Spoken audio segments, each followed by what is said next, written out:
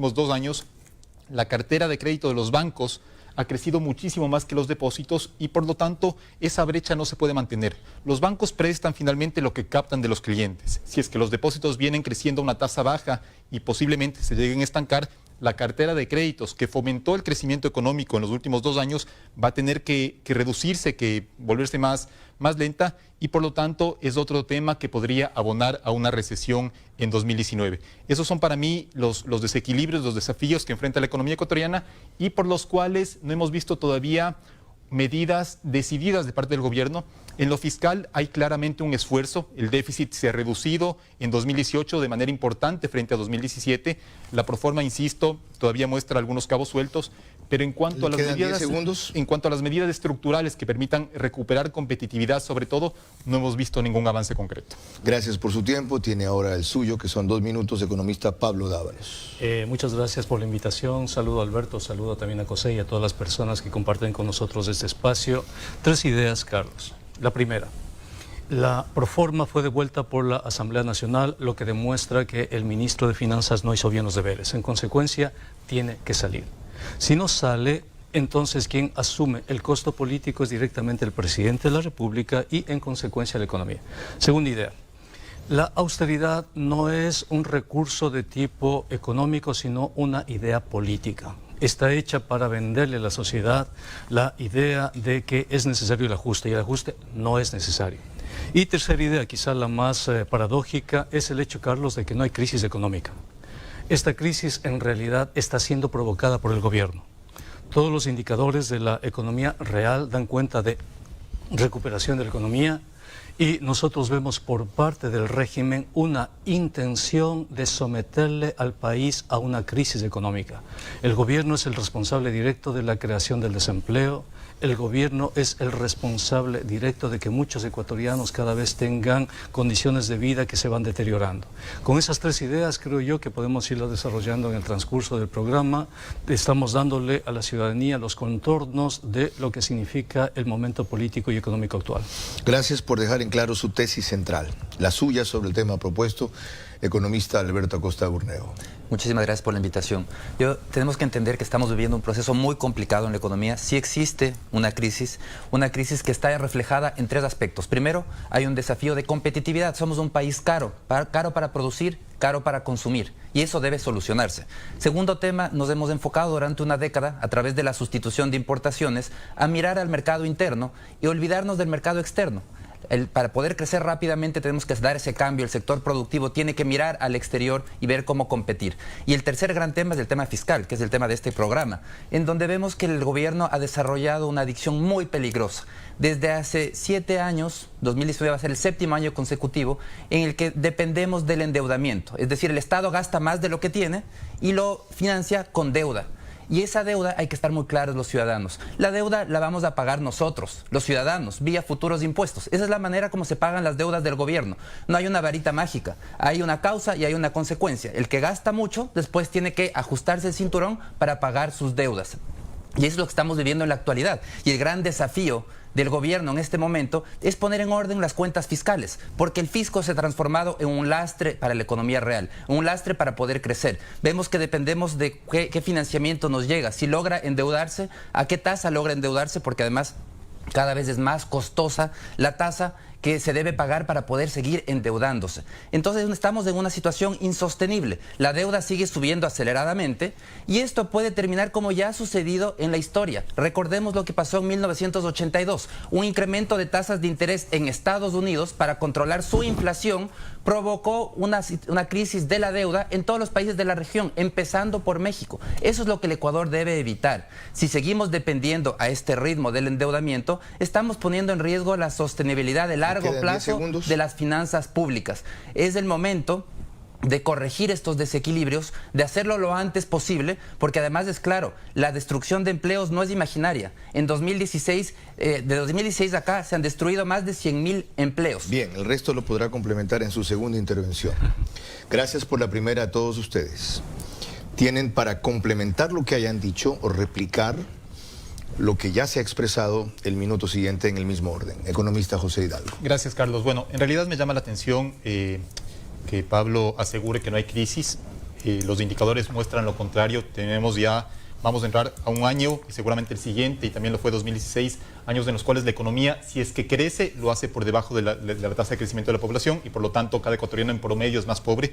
El mercado laboral muestra un estancamiento donde apenas 4 de cada 10 personas que trabajan o lo quieren hacer tienen un empleo adecuado, y las exportaciones, medidas en volumen, que es como la medimos los economistas, crecen a tasas en torno al 1%, mientras las importaciones lo hacen a más del 9%, lo que refleja justamente esa poca competitividad de la que hablé en un inicio. Y respecto a la austeridad, no hay país y no hay hogar que pueda vivir eternamente financiando una brecha entre lo que genera como ingresos y lo que tiene como gastos. 10 segundos. Eso es lo que ha ocasionado que la deuda ya sea el 60% del PIB y que este año por intereses hayamos pagado 3.000 millones de dólares.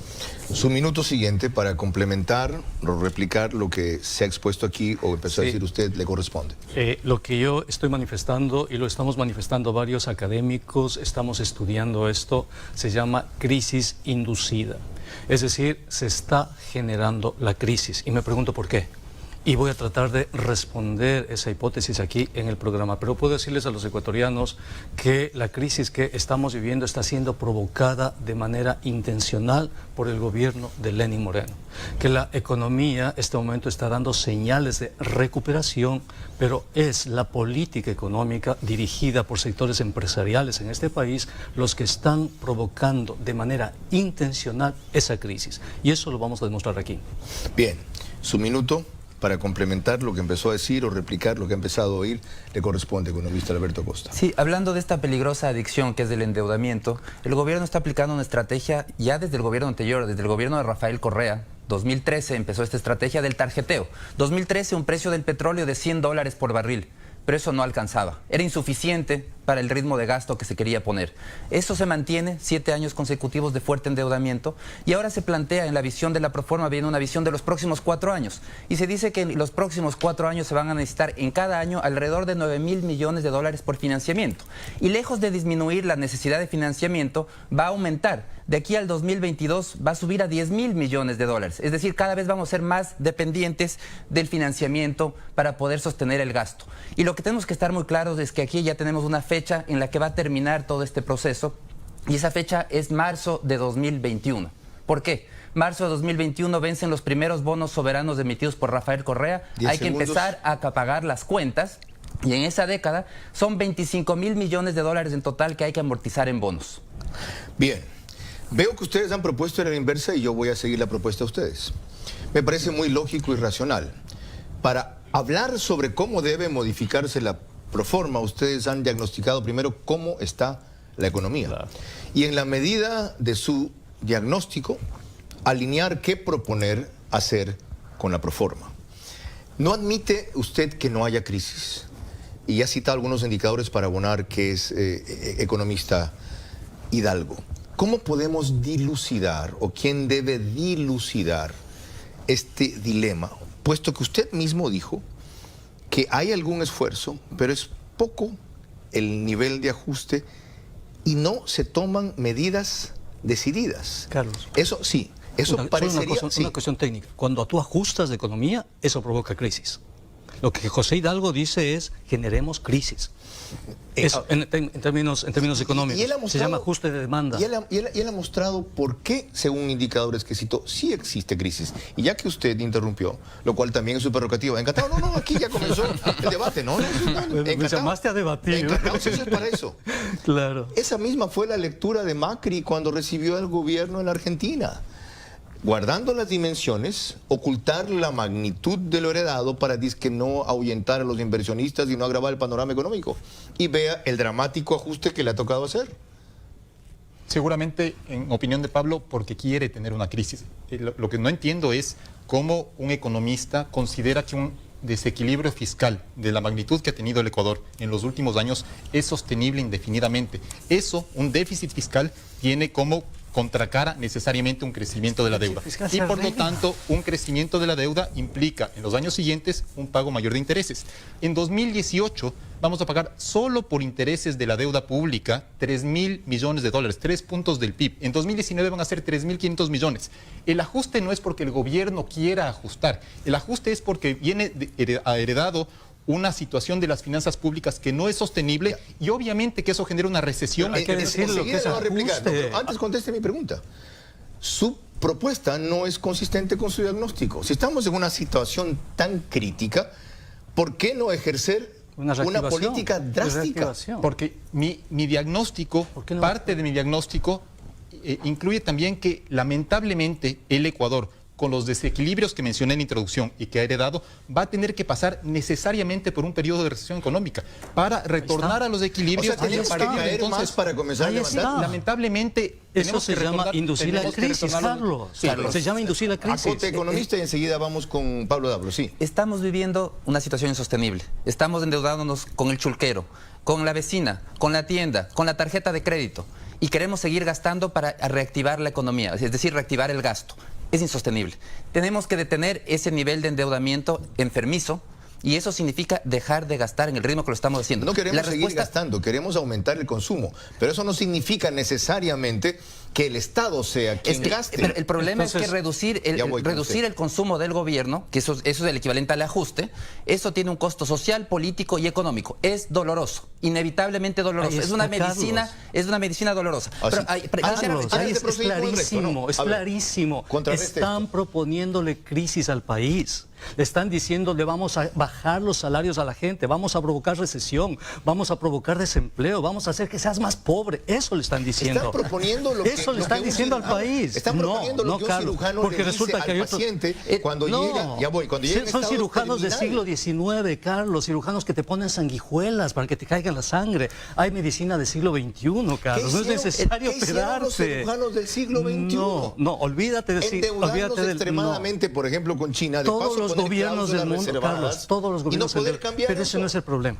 Tienes petróleo, Carlos, tienes petróleo que superó la meta de 42, se está vendiendo sobre los $50. Tienes crédito interno que está creciendo. Tienes remesas de migrantes que están creciendo. Tienes exportaciones que están creciendo. Y te dicen que la economía no va a crecer. Ok. ¿Cuál es el problema de fondo, Carlos? Los impuestos a los más ricos. Eso es lo que está en juego. O sea, esta propuesta defiende los intereses empresariales. O sea, ¿usted quiere que le pongan más impuestos a los Es que no ricos de los que ya pagan, pagan? no pagan. ¿Usted quiere Carlos. que le cobren a los ricos los No, impuestos solamente que no pagan? lo que tú pagas. Tú pagas en promedio de tus ingresos no menos de 10%. Pero resulta que esos grandes grupos económicos pagan el 2%, Ok, Carlos. ahí está la clave. Usted quería acotar. Sí, yo creo que de aquí para dilucidar si es que hay crisis o no, no la vamos a sacar de esta mesa. Preguntemos a la gente en la calle. De 2014 acá se han perdido 112.000 empleos y van a adecuados. perderse más, Alberto. Permítame concluir. Sí, y esos empleos no se han recuperado. Y vemos que la recuperación de empleos es mínima. Necesitamos tomar medidas. Si es que los correístas hubiesen sido cirujanos, hubiesen sido médicos, oncólogos, probablemente le hubieran dicho al paciente: ¿usted para qué se va a tomar una quimioterapia? Es dolorosa, no lo haga. Tómese un paracetamol, porque eso de ahí le va a quitar los síntomas. Aquí hay una cosa clave, entonces, que pasa por la comunicación. ¿Por qué la gente no se convence de lo que usted dice? ¿Por qué la gente no siente lo que usted dice? Y la poca que se convence y siente, se resiste a la cirugía mayor. Porque es obvio. aquí hay que estar claros. La economía es una ciencia de acciones y resultados, efectos, causas y efectos. Pero la Hay gente- una causa. La gente no siente la gravedad del diagnóstico que usted propone. el problema- No lo y siente. por eso Porque somos. entonces estaría reclamando en las calles. ¿Saben qué? Acepto que me hagan una quimioterapia porque quiero estar vivo, no quiero morirme, porque al paso que voy Carlos, me voy a morir. la gente Ya voy se con está usted. Ya voy con endeudando. usted. Sí. El problema es que la gente no ve la relación entre la causa y el efecto. Causa: exceso de gasto, mal manejo, despilfarro, despilfarro del ahorro nacional. Efecto: una necesidad de ajuste porque nadie nos va a seguir prestando. Ya. Vivir del tarjeteo no lo podemos Está hacer por clara más su que propuesta. queramos. De paso, yo no pretendo que se pongan de acuerdo aquí. Aquí los invité para el desacuerdo. Mira, O sea, si usted tú- no si va a tú terminar crees- aceptando no, aquí pero- que hay crisis y ellos no van a No, terminar es que, aceptando que no hay. Carlos, ¿Ya? yo lo que estoy diciendo es que la crisis que estamos viviendo es provocada. Por la política O sea, el del gobierno. desempleo hay, pues. No, por ellos, por los neoliberales que están manejando el gobierno. Ya. Recuerda que Richard Martínez pertenece a los intereses empresariales. Si la gente estuviera percibiendo que la situación económica está mal, no se endeuda, La pues. propuesta de Martínez es lo más alejada que hay de lo empresarial posible. No, señor. Y bien él asumió. No, además, señor. No. Y bien No, él Carlos, asumió. no es así. Él dijo No es así, no. textualmente: yo no vengo Ni bien a representar asumió, aquí al presentó foro la ley de empresarios. fomento que le cuesta al país, entre intereses no cobrados, costos de transacción y asimetrías de información, más de 4.000 millones, Ok, Carlos. ¿tiene usted cosas que refutar, Sí, economista Hidalgo? obviamente. Carlos, no puedo creer que se diga que las exportaciones están creciendo. Habría que ver las cifras del Banco Central. Es que no es cuestión de soltar las Veamos cifras las a la brava. veamos las Las cifras, exportaciones están en creciendo. volumen. Y el petróleo ¿No es no está cierto? creciendo. A ver, Pablo, por Permítame favor, concluir. como economista Permítame- debería saber que permítame las concluir. exportaciones, el crecimiento se mide en volumen, ¿no es cierto? Estamos de acuerdo al menos en eso. Por otro lado, Pablo dice, tenemos petróleo que ya superó los 50. En la proforma está en 58 y aún así tenemos necesidades de financiamiento por 8.000 millones. Si está en 50 y se le aplica el castigo al crudo ecuatoriano, las necesidades de financiamiento, que yo no sé cómo piensa cubrirlas, Pablo, porque no se ha enterado de que el mundo es cada vez más hostil a las economías emergentes. A los empresarios que financian Eso crudes, te hermano. financia, eso te financia. Eso nada más, con eso. Enseguida Claro. va contra el mensajero, ¿no es cierto? Cuando no hay ideas va contra el mensajero. Bueno, en todo caso, no hay quien preste al Ecuador el hueco que tenemos en la actualidad y por lo tanto quisiera saber cómo Pablo nos dice de dónde vamos a Le conseguir responde 8.000 millones. a lo que continuemos, porque en la continuación es justamente el economista Dávalos quien abre. Antes de eso, han sido formidables 20 minutos. Les repito, no los he convocado para que se pongan en acuerdo, sino para que debatan sus desacuerdos, pero concretemos desde la perspectiva de cada cual algo. Habiendo la crisis en el nivel que está, ¿qué propone? Para empezar por la proforma, o puede o no puede ser una señal de cómo enfrentarla, y luego con el manejo de la economía. Igual en su caso, ¿qué hacemos con esta proforma rechazada e idéntico tema economista Alberto Costa? Primera pausa entonces en este encuentro veraz y apasionante, intenso, frontal, claro y duro como debe ser, sobre un tema que si no se resuelve bien, va a poner las cosas más duras todavía.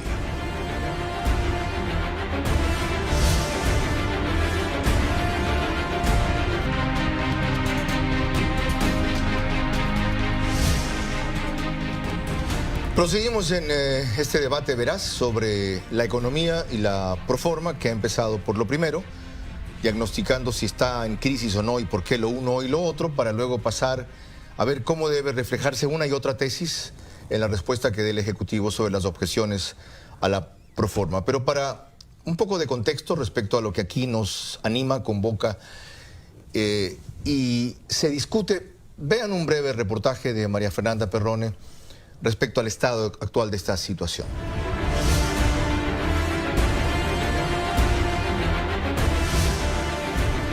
En lenguaje simple, el presupuesto general del Estado es la estimación de ingresos y de gastos, instrumento para aplicar la política fiscal del gobierno. Pero el problema en este es que además no lo enfocan como un instrumento de crecimiento. Marca prioridades y una orientación definida en cadena nacional por el presidente Moreno, definiciones a las que llamó responsables, transparentes, justas y que no afectarían a los más necesitados. Vamos a impulsar la inversión, vamos a potenciar aún más la industria ecuatoriana, porque solo así generaremos empleo y estabilidad económica. Para ello, y ustedes lo saben, debemos tomar nuevas decisiones. El ministro de Finanzas, Richard Martínez, se refirió a que enfrenta un momento complejo, una situación insostenible, y sin embargo calificó a la proforma como equilibrada. Las preguntas que hoy debemos hacernos los ecuatorianos no deben ser únicamente acerca de la proforma presupuestaria 2019. Deben ser, en esencia, sobre el modelo de desarrollo que queremos construir para nuestro país al futuro. Y sobre esas preguntas, encontrar las soluciones compartidas que nos dirijan a un futuro de prosperidad e inclusión social. Asambleísta Cucalón, ¿por qué no aprobaron la proforma presupuestaria? Porque el presupuesto no era ni consistente ni convincente. Así que en esas situaciones nosotros no podíamos avalar un tema que no fomenta ni la reactivación productiva y que no asincera las cifras del manejo del Estado. Entonces el gobierno le está mintiendo al país. O tiene un optimismo que no tiene base real. Nosotros quisiéramos que las cosas vayan mejor y por supuesto que estamos en la línea de apoyar lo que haya que apoyar, pero nosotros no podemos ser copartícipes de algo en lo cual no creemos y no consideramos que es lo adecuado. El presupuesto no refleja los conceptos del presidente, ni incluso los del actual ministro de Finanzas cuando se posesionó. Él habló incluso de que le gustaría ir más rápido. Se basa en un precio del petróleo optimista de $58 por barril. Apunta a crecer 1.04% al año, cuando la población crecerá al 1.07%. Pone como ingresos permanentes $1.000 millones por concesiones, cuando por un lado no hay ninguna concreta y por otro, si Santiago Cuesta estimó que darán 30.000 millones para el periodo y el ministro Campana en 4.000 millones la inversión extranjera directa el 2018 y $9.000 millones el 2019, ese rubro debería ser mayor. La proforma debe retornar a la Asamblea en 10 días tras su devolución, allanándose a las 17 observaciones de los asambleístas, descartando todas o aceptando solo algunas. El poder de los legisladores para mejorarla es limitado, el de la opinión pública es mayor, el del gobierno total y crucial. María Fernanda Perrone, Veraz. Retomamos la discusión, esta vez empieza con su primer minuto, economista Pablo Dávalos. Mira, hay elementos y la ciudadanía los conoce. ¿Cómo es posible que en la Ley de Fomento Productivo el gobierno plantee una remisión de utilidades, de intereses, multas y recargos a impuestos no pagados que suman más de 2.600 millones de dólares y luego en la proforma decida, por ejemplo, disminuir presupuestos a la... Pongo un ejemplo. La erradicación de la violencia de género contra la mujer. De más de 8 millones lo bajan a $600.000. Entonces, ¿cómo entiendes a un gobierno que perdona a los empresarios más de 2.000 millones y castiga a las mujeres quitándoles el presupuesto para la defensa de sus derechos fundamentales? ¿Cómo es posible que favorezcas esos intereses empresariales y le dejes sin presupuesto a la misión Ternura, por ejemplo? ¿Cómo es posible que exista una intencional, si tú quieres, forma de desinversión pública para someterle al país a una crisis más aguda? Se puede salir de esta recesión, por supuesto, pero sin ajuste y sin austeridad. Hay algunos elementos de juicio adicionales, los suyos, economista Alberto Acosta. Yo creo que tenemos que ver y aprender de las familias, de un padre o madre de familia responsable que sabe que solo puede gastar y estirar la sábana hasta donde le alcance, que no trata de ir más allá, que no hay magia en las finanzas familiares, como tampoco hay magia en las finanzas de un país dolarizado. Ya no tiene el gobierno esa varita mágica que era emitir sucres sin respaldo para pagar unas cuentas interminables. Eso se acabó. En dolarización hay un límite y el gasto se limita por cuánto nos pueden prestar y hasta cuándo nos quieren prestar. Por otro lado, hay que entender qué es lo que genera riqueza en una economía. Gastar no es lo que genera bienestar, producir genera bienestar. Y para producir hay que invertir primero. Entonces, ¿qué tenemos que priorizar? Todo lo que beneficia a la inversión, lo que haga más amigable el entorno a la inversión. Porque cuando hay inversión, hay producción, cuando hay producción hay pago de salarios, hay pago de mejores salarios y al final del día hay más consumo. Entonces, lo que tenemos que hacer en este momento es cambiar el enfoque hacia un enfoque que priorice la producción. Más producción, porque eso es la única manera de generar más bienestar en la población. Su minuto, economista José. Sí, Carlos, usted había preguntado qué hacemos con la proforma. Yo creo que lo primero que hay que hacer es sincerar los ingresos. Los ingresos que están estimados en la proforma están sobreestimados. Los ingresos tributarios y petroleros con los que cuenta el gobierno no se van a dar y por lo tanto no está enviando una señal clara a los agentes económicos porque no se muestra un real ajuste en el gasto que vaya de la mano con los ingresos que va a percibir realmente el gobierno. En ese sentido, la proforma tiene que ser un primer instrumento que genere claridad, pero obviamente en un contexto de estrechez fiscal no puede ser una proforma que genere crecimiento vía mayor gasto. Eso es a todas luces insostenible y es lo que se trató de hacer en los 10 años anteriores. Entonces, para poder crecer hay que tomar medidas que permitan recuperar en algo la competitividad que se perdieron en los últimos años y eso exige medidas estructurales que, sobre todo, por ejemplo, en el campo laboral, que permitan ir recuperando en algo la competitividad. Su minuto siguiente, economista Pablo Dávalos. Eso están proponiendo, bajar los salarios. No estoy proponiendo eso. Eso se llama flexibilización. A ver. Política laboral significa bajar los salarios. Eso le están diciendo al país. ¿Podemos salir de esta crisis provocada? Por supuesto que podemos. ¿Qué tenemos que hacer? Cobrar impuestos. ¿A quiénes hay que cobrar impuestos? A los grandes grupos económicos, pues apenas contribuyen con el 30% del impuesto a la renta. El 70% lo contribuye la gente de la calle. ¿Qué más tenemos que hacer? Bajar el IVA. Porque nos hablan de producción, pero se les olvida un pequeño detalle, pues el empresario tiene que vender a alguien, pues. Si el empresario produce y no vende, se queda con la producción. Y esa persona que compra necesita dinero en el bolsillo, se llama demanda. Y la demanda es gasto. El gasto en economía no está mal. El gasto forma parte de la producción. Y eso los neoliberales no entienden. El mundo les ha enseñado que están mal. El mundo les ha enseñado que cada vez que ellos asumen la dirección económica someten a un país a crisis. Y el último ejemplo es Francia. Les Gilets jaunes en Francia salieron a protestar a gente como nuestros amigos neoliberales que están aquí. Por suerte Venezuela le va tan bien económicamente que es seguramente lo que Pablo haría si estuviera a cargo de las finanzas. Le doy la palabra después. Como Venezuela está reactivando. Y me llama la atención realmente... Pablo, después, le toca en el orden a Alberto Acosta y de ahí retomamos de eso, vamos. Pero yo quiero hablar de propuestas. Necesitamos priorizar el gasto, porque en este momento ya con esta estrategia de agresivo endeudamiento, el servicio de la deuda cada vez pesa más. Para el presupuesto de 2019 vamos a necesitar 7.200 millones de dólares para servir la deuda, pagar intereses y pagar capital, mientras para educación vamos a destinar 3.200 millones o para salud, para salud 3.400 millones y para educación 5.400 millones. Es decir, es más lo que destinamos a servir la deuda que a los temas prioritarios. Entonces, ¿qué tenemos que hacer en este momento? Priorizar, escoger qué es lo que realmente nos importa. Lo que nos importa es salud, educación y seguridad. Todo lo demás en lo que gasta el Estado, que es mucho, tiene que ser revisado. Tenemos que, es la única manera de tener lo que realmente nos importa, es dejando de gastar en lo que no nos importa. No hay plata para 10 todo. segundos. Ahora sí, economista Hidalgo, de ese gusto en el minuto que tiene. Obviamente, porque quisiera que Pablo hable con una sola cifra fundamentada. Primero, habla de bajar el salario, nadie ha propuesto eso. Lo cierto es que apenas 4 de cada 10 personas que quieren trabajar o están trabajando lo hacen en condiciones adecuadas. Eso no es consecuencia de que los empresarios por malos no quieren contratar, sino de que no están dadas las condiciones para que los empresarios contraten. Por otro lado, habla de bajar el IVA para fomentar el consumo. Aquí 2 puntos. Por un lado, ya tuvimos durante 12 meses deflación. Si es que lo que Pablo cree es que bajando los precios se reactiva automáticamente el consumo, eso no pasó en el periodo en que tuvimos deflación. Y por otro lado, el IVA es el principal impuesto en la recaudación fiscal. Pablo no quiere ajustar y además le quiere bajar los ingresos al gobierno. El IVA genera más de 6.000 millones. Pablo seguramente quiere bajar un par de puntos, esos son 1.000 millones menos, para fomentar además el consumo, que en buena parte se va a ir a productos importados. Porque de la canasta de consumo de un hogar ecuatoriano, si es que Pablo revisara las cifras, encontraría que el 50%, que son productos básicos, no pagan IVA. Usted, en cuanto a cifras, ahora me toca a mí. Ahora me toca a mí. Dentro de sus respuestas pueden replicar los demás. Déjenme trabajo. Si quieren me paro y me voy, lo cual me deja muy contento.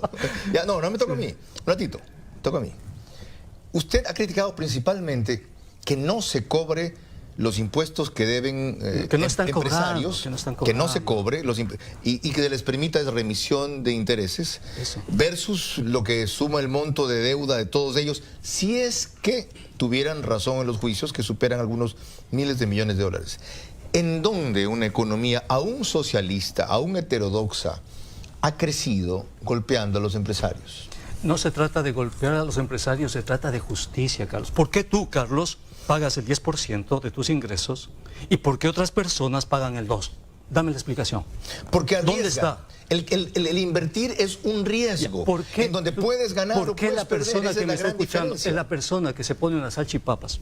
La persona que quiere ponerse una tienda, va al SRI y le dicen, señor, usted no ha pagado, tiene que pagar el RICE. Ok, veamos lo de ¿Y por qué un gran empresario que tiene miles de millones, su contribución es mínima, que está utilizando la infraestructura social? Entonces, Carlos, se trata de justicia. Como el que usted propone? No, se trata de justicia mínima. ¿En dónde ha funcionado un esquema Estados como el que Unidos. ¿En Estados Unidos? Por supuesto, en Estados Unidos. Fíjate tú, si los empresarios de Estados Unidos, si los empresarios de Estados Unidos, el subsidio agrícola que da a los empresarios, Carlos, estamos hablando de otro tema. La reducción de impuestos que hace Estados Unidos. Estamos hablando de la responsabilidad fiscal. En Estados Unidos los empresarios tienen que presentar a la autoridad fiscal sus ingresos y pagar sobre eso. Que sobre eso se reduzca es otra historia. Pero no le hacen trampas al Estado, un socialista muestra un país capitalista como Europa, ejemplo de manejo económico. Segunda Europa. ¿Eso es para usted que es socialista? No. ¿Estados Unidos es un ejemplo de manejo económico? Se llama justicia tributaria. O sea, el sistema gringo es más justo que el ecuatoriano. Por supuesto. ¿Por qué estás poniendo en las espaldas de los más pobres toda la carga fiscal? Ya, todo. Lo que le pidió José Hidalgo. Él dijo, muéstreme una sola cifra que soporte su diagnóstico de que no estamos en crisis. Una sola cifra. Mira, no, una. Los empresarios pagan el 30% de la recaudación directa. 1.343 millones de dólares, los 215 grupos empresariales que tuvieron ingresos el año pasado por 63.000 millones de dólares y su aporte de impuesto a la renta fue de 1.114 millones. Ok. Datos del SRI. Ya. Tomo su tesis. Supongamos que tratamos a los empresarios como usted propone. A ese pequeño grupo de empresarios, nada más, porque los demás empresarios Ahí sí se pagan. como usted propone, perfecto, no hay problema. ¿Quién invierte en el Ecuador? Es que la inversión viene por la demanda, no viene por la producción. Es decir, yo invierto pero cuando para me que compran. se genere demanda, alguien tiene que invertir en productos, bienes y servicios. Entonces, Alberto mira, Costa, pero- entonces, todo empresario hace algo que se llama estudio de mercado. Todo empresario.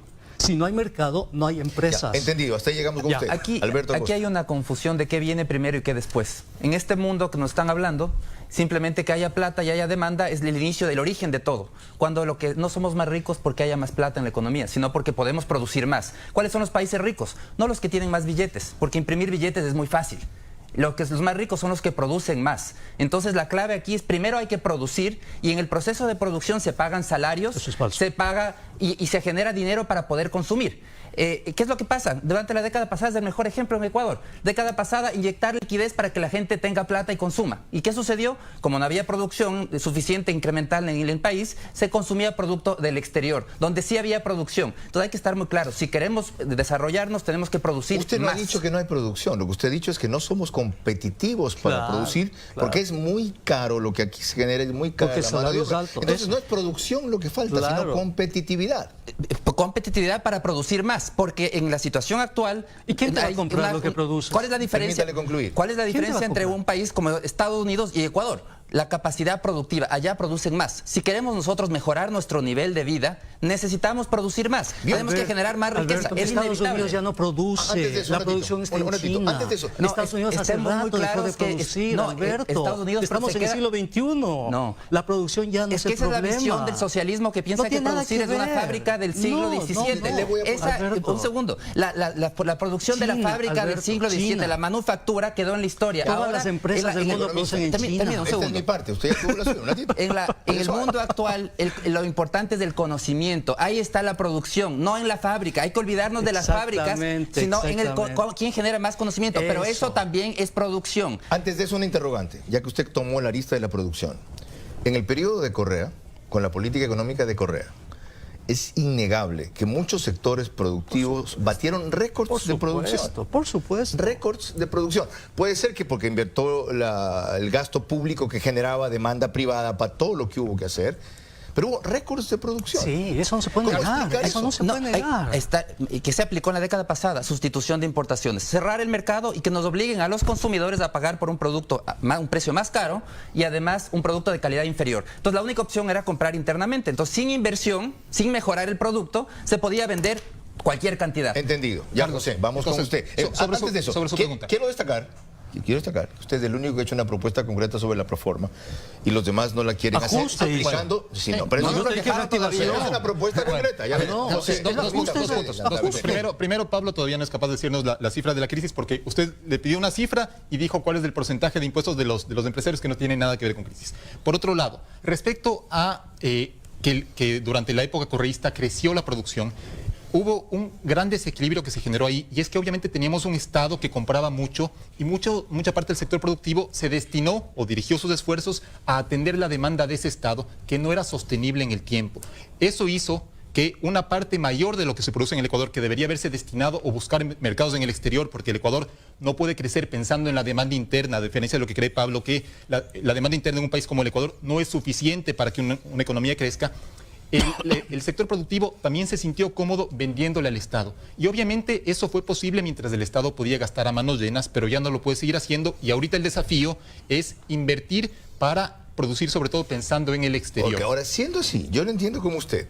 En un último artículo publicado en 4 Pelagatos, se opone a la propuesta del Foro de Economía y Finanzas de que se baje el IVA de 14 al 12%, habiendo recordado que ahora sería del 12 al 10%, habiendo recordado cuando se bajó del 14 al 12% porque ya cesó la medida extrema por lo del terremoto, en el 2017 ese impuesto generó más de 600 millones de dólares. Es decir, hay un principio Eso lo contradice. que es el de que Entonces, menos impuestos generan más recaudación. Entonces, por favor, y es más, invito al público a leer la nota de Cuatro Pelagatos porque no puedo decir todas las cifras que están ahí.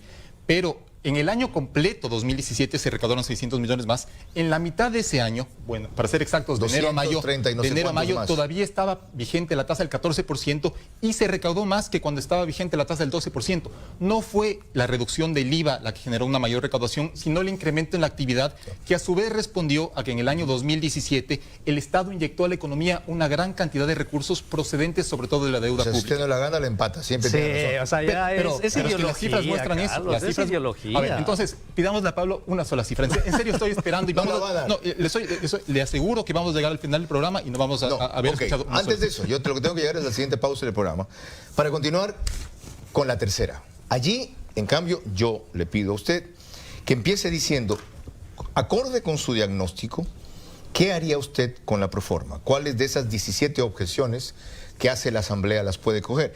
Teniendo en cuenta que usted no es el ministro de Finanzas, ¿ya? Entonces, no en su gobierno, sino en este gobierno, ¿qué sería viable hacer con la proforma acorde a su visión? Si le echamos toda la basura. Con eso volvemos a decir.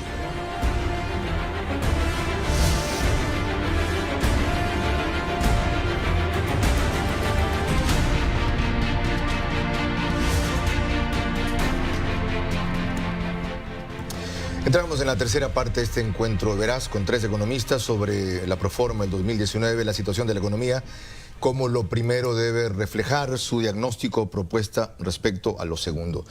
Y aquí a mí me extraña que en una publicación del Universo de noviembre 27, Richard Martínez haya ido a Estados Unidos, así es como lo reseña ese periódico, a mostrar las cifras a los multilaterales en Estados Unidos, lo cual está muy bien, y no las haya mostrado como las mostró allá al Ecuador. Peor aún, si se ha dicho aquí que están mal calculadas, que no corresponden, que está sobredimensionado, es un lenguaje eufemista para decir mentirosas o falsas. Punto. No es admisible que el Estado las calcula mal o que nos pretende engañar, que es todavía peor. Segundo, quizá eso se refleja en la medición de redes sociales, que no es toda la opinión pública, que es un sector de la opinión pública, pero como cada vez permea más al resto, le pedimos siempre a Golden Analytics que haga todas las semanas. Fíjense el seguimiento que han hecho ellos entre el 4 y el 6 de diciembre, este programa es grabado el 6, de la impresión que tienen sobre las posiciones del ministro de Finanzas en redes sociales. Es 65% negativa en lo principal, es la línea roja, es 14% positiva y la diferencia más o menos neutral. Vean en la siguiente gráfica, en cambio, como en 3 ciudades, que son el eje económico del Ecuador, donde más se habla de sus propuestas, Guayaquil, Quito y Cuenca, en ese orden. En la posterior, esto es ubicación geográfica, en la posterior, los temas que más llaman la atención, cuando hay referencias a política económica, es desde luego la proforma del 2019, presupuesto 2019, la proforma es segunda, y tercero, Alianza País, muy sintomático. Y que quienes más se refieren a sus políticas son preferentemente hombres, 45%, y de edad superior a la de 35 años. En cuanto a tweets relevantes del ministro ausente, es que no se puede dar a todos todo lo que piden. Pero mejor escuchemos un reciente pronunciamiento hecho frente a Wilson Moposita en Sonorama y Canal 1 en el informativo matinal respecto a la situación actual.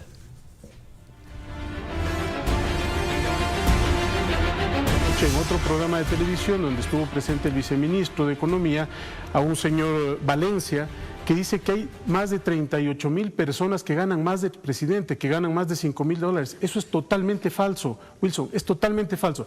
Que tenemos que seguir trabajando en la masa salarial, por supuesto. Porque no es de esa cifra. Es falso porque no es de esa cifra, Wilson, porque tenemos en el caso de la función ejecutiva, según los datos del Ministerio de Trabajo, si puede mostrar al 31 de octubre, por supuesto. Al 31 de octubre hay 62 personas que ganan más de $5.000, de un total de 442,000. Si abrimos a las otras funciones, función electoral, judicial, legislativa, transparencia y control social, instituciones creadas por la Constitución y la ley, etcétera, son 762 personas que ganan más de eso. Entonces, pero que no tenemos por que sobre el presidente de la República. Por sobre el presidente, pero una cosa, Wilson, es decir que hay más de 30,000 personas que ganan, y otra cosa es que sean 62 personas dentro de la función ejecutiva. Aunque Eduardo Valencia se sabrá defender solo, la cita de él fue que había más de 38,000 en el Estado, no solo en el Ejecutivo, que ganaban por encima de los $5.000. Sería bueno saber cuántos son los cientos de miles que daban sobre 10% de diezmos también. Y si ellos estaban dispuestos a la extorsión y no están dispuestos a un congelamiento o a un ajuste salarial en esos niveles altos. Última intervención de nuestros panelistas, de 1 minuto cada uno, sin que los puedan interrumpir otros ni yo. ¿Por qué puse esto, economista Costa? Para hacerle ver, según el gobierno, la imposibilidad de los ajustes, los recortes, la reducción del gasto en los niveles que usted plantea. Entonces, precisen de qué hablan, a dónde hablan. Sí, hay que recortar el gasto, facilito, ¿no? Ajá, ya vio cómo cambia un vocero empresarial cuando se vuelve vocero oficial. Demuestre usted que es posible. Aquí lo que es importante es acabar la fiesta antes de que el chuchaqui sea demasiado grande. Es posible, tiene un costo político, un costo económico y un costo social. Eso es inevitable. Pero eso había que pensarlo antes de ser irresponsables hace una década en el manejo fiscal. ¿Qué se puede hacer puntualmente? Yo creo que hay que trabajar en el tema de las instituciones del Estado. Reducir el número de instituciones del Estado, pero no solamente de membrete, sino en cuanto al número de funcionarios. Priorizar que siga fluyendo recursos e incrementar el gasto en salud, educación y seguridad, que es lo que nos interesa. Pero para eso tenemos que reducir las otras actividades que muchas de esas están creadas para trabar a la producción, para generar más requisitos. Segundo tema importantísimo, debemos hablar responsablemente de los subsidios. Destinamos $4,000 millones a subsidios a los combustibles, más que lo que destinamos al presupuesto de salud. Eso es una irracionalidad para un país pobre como el Ecuador. ¿Cómo puede ser posible que destinemos esa cantidad de recursos a subsidiar vehículos cuando esos recursos además llegan a quien no lo necesita? Al año hay una cifra que en su momento el Ministerio Coordinador de la Producción sacó en 2010. 10 segundos. Estimó que eran $418 al año que recibe el quintil más rico de la población en subsidio de combustibles, mientras el quintil más pobre recibe apenas $96 al año. Es decir, estamos subsidiando a quien no se necesita. Gracias. Tenemos que racionalizar. Luego prosigue con el resto. Su minuto, economista. Sí. José Hidalgo. Gracias, Carlos. A ver, respecto al tema del IVA, en el cual siento que me quedé un poco en el aire. Sí, eso estaba pendiente, sí. Perdón. Bajar el IVA necesariamente va a generar un mayor hueco fiscal. El IVA, como digo, es el principal impuesto en recaudación y no genera necesariamente un incremento en el consumo. ¿Por qué digo esto? Primero, porque ya tuvimos entre el año pasado y este año un periodo relativamente largo de deflación en el cual el consumo no se recuperó. Por otro lado, yo creo que es incluso un poco ingenuo pensar que si reducimos en 2 puntos el IVA, eso se traduce de manera automática a menores precios, cuando sabemos que los empresarios también podrían quedarse con una parte de esa reducción. Y en tercer lugar, y esto es fundamental tomando en cuenta el tema de reservas internacionales del Banco Central, una reducción en el IVA, tomando en cuenta la estructura de la canasta de consumo de los ecuatorianos promedio, se iría en buena parte a fomentar las importaciones, afectando las reservas que son las que tienen que garantizar la dolarización. Entonces, para mí, no es momento ni mucho menos para bajar el IVA, porque amplía el hueco fiscal, fomenta una mayor importación. 10 segundos. Y yo no descartaría, aunque suene mal, incluso políticamente, incrementar el IVA para justamente tratar de ir ajustando el déficit que tenemos en el presupuesto. Su tiempo concluyó y mi preocupación aumentó. Después le cuento por qué. ¿Ya? Es un minuto. Bien. A mí me preocupa el hecho de que el gobierno esté haciendo todo lo posible para exacerbar la crisis, para profundizarla. Y pienso que hay que responder eso. Y creo que ya es el momento. O sea, ¿por qué? Esbozo una hipótesis de trabajo. Pienso que al gobierno le interesa profundizar la crisis, consolidarla, ampliarla y generarnos esa percepción de que todo está mal, porque detrás existe la intencionalidad de llevar adelante un programa intensivo de privatizaciones de la obra pública, y no puedes privatizar si previamente no tienes la legitimidad que te permita privatizar. Es decir, no puedes privatizar en un contexto de una economía que está creciendo. Tienes que necesariamente hacer que tu economía decrezca. gigantesca. Entonces, si vemos a quienes además forman parte del gobierno, por ejemplo el señor Cuesta, ¿no?, que lamentablemente no vino, que actúa como interfaz de poderosos intereses, yo pienso que el argumento de la crisis, el argumento que esto está a punto de explotar, en realidad es político y obedece a los intereses de estos sectores que están detrás de la privatización de la infraestructura pública. Por fin dijo usted lo que le faltaba. Ya entiendo el origen de su propuesta. No coincido necesariamente con ella, pero ¿usted cree que hay atrás se llama todo economía un plan política de privatizaciones, sí, porque ya está en la de proforma, negocios y de negociados, y eso explica el manejo de la política del Estado? Exactamente. Ok, yo lo dije más claro que usted. Vamos a la parte final del debate aquí, en donde no hay una réplica adicional, sin perjuicio de que en la intervención que tengan puedan acotar cualquier cosa que se dijo aquí. Acabar la fiesta antes de que el chochaqui sea demasiado grande. ¿Dónde se hizo así, economista Alberto Acosta? Bueno, vemos que lamentablemente no se ha hecho así. Se sigue la fiesta y el gobierno quiere perpetuarla. Probablemente la estrategia, aquí sí hay una estrategia de por medio de acabar los 2 años y pico que le quedan sin ser el gobierno del ajuste. Dejar al siguiente gobierno toda la tarea por hacer. Ergo, se pasó el momento político de no hacerlo. va a haber ajuste, No, claro. antes de... Y el costo, se pasó el momento político, coincido totalmente, porque había un reconocimiento en la población de los problemas heredados de la década anterior. Y eso daba una mayor apertura en la gente para aceptar un ajuste. Ya. Ahora, si es que se niega el problema del ajuste, se dice aquí no pasa nada, entonces ¿por qué me ajustas si aquí no pasa nada? Aquí acaba de proponer José Hidalgo, y eso le decía una cosa que me preocupó. Usted no solo estuvo en contra de que el IVA se baje de 14 a 12%, perdón, de 12% a 10%, yo sigo en el terremoto, ya, sino que inclusive se pueda subir del 12%. Eso provoca recesión. ¿De dónde saca usted esa vaina? Ya, entonces, vamos con cifras, ¿no es cierto? Sí. A ver, el déficit, si es que transparentamos o sinceramos los ingresos reales que tendría el próximo año el gobierno, solo en el presupuesto del Estado podrían ser 6.000 millones, ¿sí? Entonces, 6.000 millones significarían unas necesidades de financiamiento de más de 10.000 millones que con el contexto externo no se pueden conseguir. ¿Cómo hacemos para achicar el déficit? Hay 2 vías. O reducimos el gasto o incrementamos ingresos. Reducir el gasto, digamos, de 6.000 a 3.000 millones... Pero hay una acotación. ¿Usted quiere reducir todo el déficit en un solo año? No. En absoluto. Entonces, esto tiene que ser progresivo. Si es que voy aclarando las cifras. ¿Cómo hacemos para reducir el déficit? Digamos, para llegar a la meta en torno a 3.000 millones, que es la meta que tiene el gobierno, ¿no es cierto? Entonces, es que el déficit... Para este año. Para el año 2019. El problema de financiamiento es de 8.655 millones de dólares. Para el año 2019, años, ¿cierto? Tenemos necesidades de financiamiento por más de 8.000 millones. Gastos haciendo un esfuerzo grande en el presupuesto del Estado, aunque el ajuste del sector público debería no centrarse solo en el gobierno central, sino también en el resto del sector público, que por lo pronto se viene haciendo el loco. Si es que en el presupuesto del Estado hacemos un ajuste de 1.000 millones en el gasto corriente, es un esfuerzo importantísimo que, como había dicho Alberto, tiene costos políticos, sociales y económicos.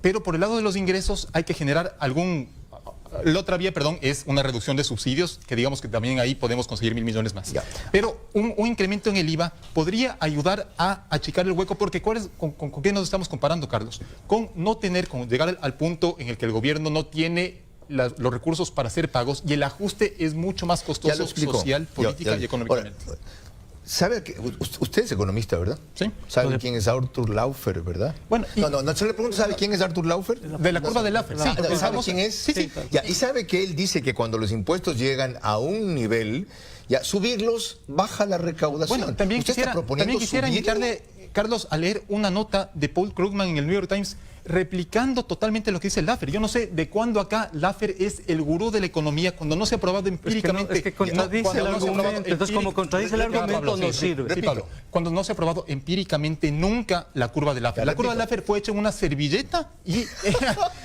a partir de ahí se tiene como gurú. Si una cosa que todos los economistas han venido repitiendo, usted la considera una nota de servilleta, está bien, no hay problema, yo no voy a discutir eso. Pero fíjate el procedimiento, si me sirve el argumento, vale.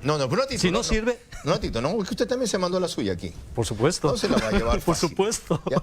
Usted comenzó diciendo que no había crisis. Comenzó diciendo sí o no que no había crisis. Por supuesto. Ya, ¿ok? Está siendo provocada. Ok. Comenzó diciendo no que no había crisis. Por supuesto. Ya. Y lo ratifico. Dale suave. En su última intervención dijo que el gobierno va a exacerbar la crisis. ¿Cómo se puede exacerbar lo que no existe? Es decir, según su definición, ya existe una crisis, pero lo que el gobierno quiere es agravarla. Explico al país. Este momento, lo que el país ha visto en este programa es una estrategia para someterle a la economía ecuatoriana en más crisis, ajuste, flexibilización laboral, reducción del gasto público. No, lo que yo quiero es que me conteste mi pregunta. ¿Cómo quien dijo que no hay crisis luego dice que se va a exacerbar lo que no hay? ¿Y qué te estoy diciendo? Precio del petróleo está creciendo, exportaciones están creciendo, las remesas están creciendo, crédito interno está creciendo, la economía se está reactivando. ¿Cuándo hablamos nosotros de crisis? Hablamos de crisis cuando después de un trimestre el PIB empieza a caer. Ya, y lo otro que usted dijo, de paso, y no sé si la gente lo oyó. El PIB es positivo en los últimos trimestres. Lo otro que usted dijo, y no sé si lo oyó, comentó, casi musitó y acotó cuando intervenían sus contertulios, es que así hemos vivido muchos años. ¿Lo dijo o no? ¿Cuál es el problema de que tengamos 8.000 millones de financiamiento? Ese es el problema. Que estamos esperando que estalle la bomba para desactivarla. No, ese no es el problema, Carlos. El problema se llama desempleo. El problema se llama pobreza. El problema se llama inequidad. Generado por... El tamaño de esta economía, ¿sabes cuánto es, no, Carlos? Es más de 120.000 millones de dólares del PIB. Es el tamaño de la economía. ¿Y sabes cuánto se llevan los pobres? No, es el PIB más oferta final. O sea, es la oferta final. Son el PIB más importaciones, son 120.000. 123.000. ¿Saben ustedes cuánto es el tamaño de este programa? 50 minutos. Tengo que hacer una pausa. Tras eso volvemos en la parte final. Fenomenal, fenomenal. Los voy a volver a invitar por la parte 2.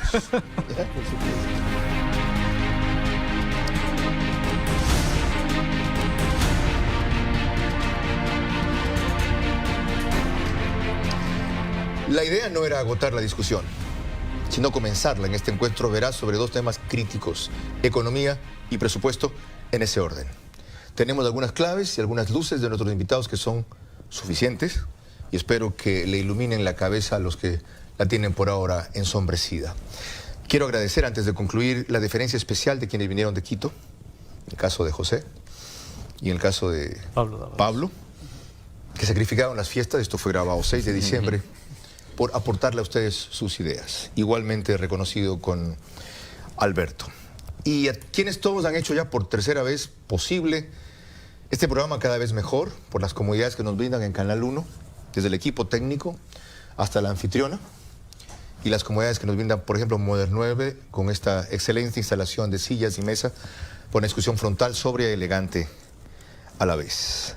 Cerramos con una intervención de cada uno de 1 minuto para incluir todo lo que quede pendiente y no hay más. Comenzamos con usted, economista Pablo Dávalos. Decir que como sociedad no vamos a permitir otra vez el ajuste económico. Hay un plan B. Nosotros, como economía heterodoxa, hemos presentado un conjunto de medidas económicas que no castigan a los sectores más pobres. Pedirle al presidente de la República que, a su vez, pida la renuncia a su ministro de Finanzas por haber hecho mal la tarea. Decirle al pueblo ecuatoriano que no crea en esos discursos catastrofistas que nos dicen que el déficit es una locura, que podemos salir. Que esta crisis que estamos viviendo es generada desde relaciones de poder que apuntan a llevarse la infraestructura del país y a un precio probablemente muy, pero muy reducido.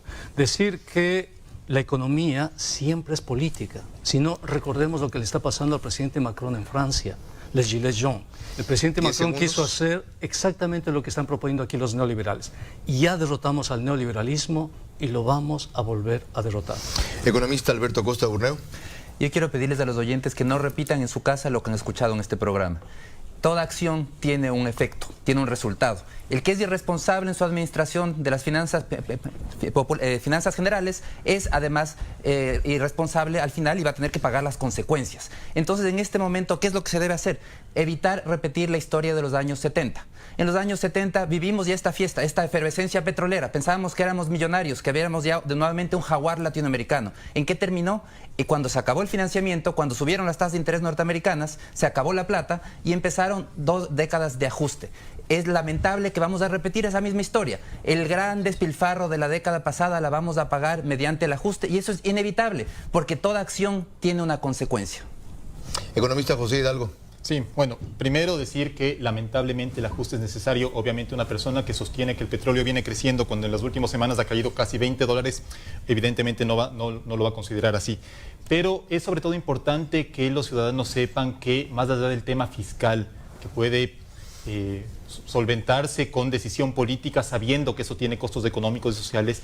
El Ecuador enfrenta otros desequilibrios a nivel externo por poca competitividad, a nivel financiero porque los bancos han venido prestando a un ritmo mayor del que lo pueden seguir haciendo, y que por lo tanto restaurar esos equilibrios para a partir de ahí generar un crecimiento sostenible es una etapa que en un momento inicial va a ser dolorosa, pero que necesariamente la tenemos que transitar, para poder justamente generar las fuentes de empleo que en la actualidad están faltando.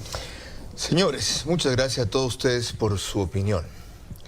La mía es que resulta incontrovertible, por las razones que fueren, las del economista Acosta, del economista Hidalgo, las del economista Dávalos, que la política económica del gobierno hasta hoy no ha producido los resultados que se propuso el gobierno, que se espera el país y que merece la paciencia popular. La discrepancia está en cómo lograr esos resultados, por qué vía, por qué costo, a qué plazo, con qué velocidad, según lo planteé desde el principio. La indefinición, en todo caso, es el peor de los caminos, y eso sí está claro. Así como el diferimiento de medidas ante realidades ya evidentes resulta todavía peor. Un gobierno está para asumir responsabilidades, no para ganar votos en la próxima elección, que se viene en marzo, y luego postergar para las cosas que se vienen el próximo año, las que fueran. Un gobierno está para decirle la verdad a la gente, y se la encubre en esa proforma presupuestaria del 2019. Cuando se dicen que las cifras no son ciertas o no son ajustadas o que no responden a la realidad, es un eufemismo para decir mienten, trampean, falsean, o peor, ignoran. Entonces, por ignorantes no podemos ser conducidos económicamente hacia una sociedad de progreso en libertad. Pero esto es nada más que mi opinión. Escucharon la de ellos, ahora fórmense ustedes la suya, por lo cual yo les quiero agradecer por su extraordinario aporte. Gracias. Vehemente, intenso y sustentado. Los invito para un próximo programa Veraz, el próximo sábado, 19 horas, Dios mediante. Si ustedes no callan y vencen el miedo.